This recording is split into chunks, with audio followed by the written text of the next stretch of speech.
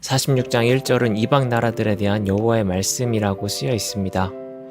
이제부터는 이방 나라에 대한 하나님의 선포를 시작하겠다는 말씀이며, 이 하나님의 선포는 이집트, 블레셋, 모압 등 이스라엘 주변국을 소환하며 51장까지 계속됩니다. 하나님은 이스라엘의 주변 강대국 중 하나였던 애굽에 대한 심판을 먼저 말씀하십니다. 당시 애굽은 신흥 강대국이었던 바벨론과의 갈그미스 전투에서 패배합니다. 여호와의 말씀은 이집트의 패함이 당연한 일인 듯 이야기합니다. 애굽의 군대가 아무리 방패를 예비하고 나가 싸우더라도, 견고한 투구를 쓰고 창을 갖고 갑옷을 입었더라도 바벨론 앞에서 도망갈 뿐이며 두려움에 사로잡힐 것이라 말합니다.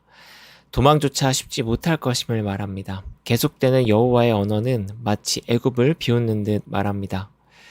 이 나일강이 범람하며 꼼짝없이 약한 모습을 드러내며 아무런 대응도 하지 못하는 애굽처럼 그들은 바벨론의 공격을 막지 못할 것을 말합니다.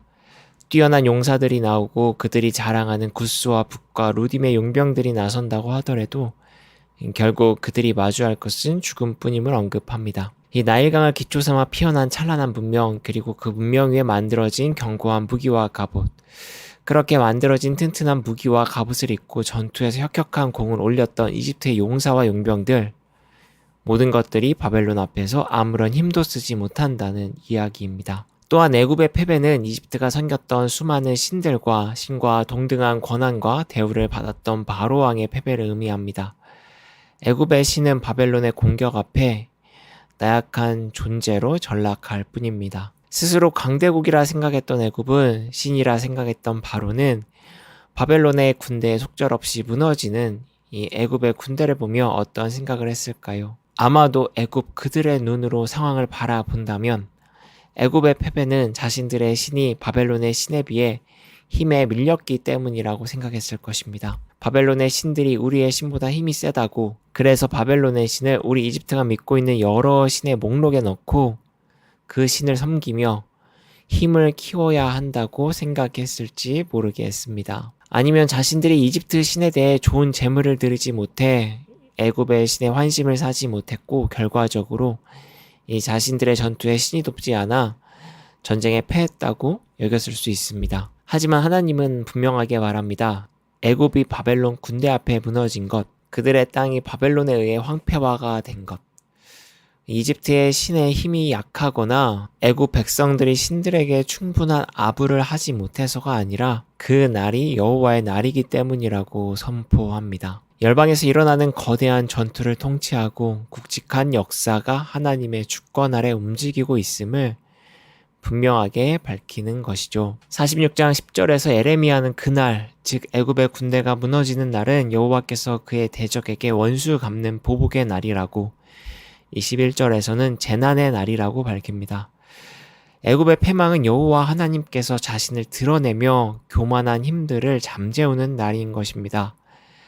굵직한 역사가 하나님의 주권 아래에서 움직이고 있음을 분명하게 밝히는 날입니다. 따라서 성경의 관점에서 이집트가 무너지는 날은 바벨론의 강함이 온천하에 드러나고 증명되는 날이 아닙니다. 바벨론의 신의 뛰어남을 자랑하는 날도 아닙니다. 그날은 하나님이 세상을 이끄심을 보여주는 날입니다. 바벨론이라는 커다란 힘 뒤에서 그 힘을 실제 조정하고 있는 분이 하나님이라는 것을 이 주를 믿는 사람들에게 알리는 날입니다. 이스라엘이, 유다의 왕들이, 그리고 앞선 본문에서 이집트로 도망간 요하난과 그의 무리가 이 사실을 알았다면 진정 강한 힘을 가진 존재가 이 하나님이라는 이 주님에 대한 이해가 분명했다면 그들은 이집트를 의지하지 않았을 것입니다. 서서히 드러나는 주님의 역사를 바라보고 그 안에서 주님의 뜻을 살펴 그의 인도하심에 자신들의 운명을 맡겼을 것입니다. 오늘 성경은 이렇게 세상을 이끄는 힘이 열방의 강한 군대도 열방의 화려한 신도 아닌 하나님에게로부터 온다는 사실을 우리에게 말합니다. 우리를 이끌고 세상을 버티게 하는 힘이 주님임을 밝힙니다. 하지만 우리의 어두운 눈과 마음이 이를 잘 알아채지 못할 때가 많습니다. 우리 주변에 자신의 힘을 자랑하는 많은 존재 앞에 우리는 한없이 작아지거나 그것에 마음을 뺏길 때가 많습니다. 자신의 힘을 자랑하는 존재는 때로는 무형의 것으로, 아니면 때로는 유형의 존재로 우리에게 자신의 재능과 힘을 뽐내며 세상을 이끌어가는 것은 하나님이 아니니 너의 눈길을 사로잡는 것을 의지하고 힘을 키우고 숭배하라고 유혹합니다. 오늘도 여전히 우리 곁에는 수많은 애굽이 존재합니다. 그리고 우리 대부분은 뒤처질까봐, 불편하고 부족하게 될까봐, 혹은 주변부로 밀려날까봐 두려워 애굽으로 상징되는 거짓된 힘을 갈망하고 의지합니다. 이러한 것으로 삶을 지탱하기 위해 많은 시간을 쏟습니다. 하지만 결국 우리가 마주하게 되는 것은 진리가 아닌 끝없는 욕망과 갈급함 뿐입니다. 진정한 힘의 주인은 따로 있기 때문입니다. 그래서 우리는 주님의 날을 구하고 바라야 하겠습니다. 우리 안에 헛된 것과 허망한 것들이 주님의 날 아래 무너지도록, 진리로 둔감한 채 내 눈을 멀게 만드는 애굽의 힘이 주님의 힘에 깨어지도록, 그래서 우리의 삶을 이끌어가는 힘이 세상이 주장하는 강함이 아니라 주님에게 있음을 깨닫길 바랍니다.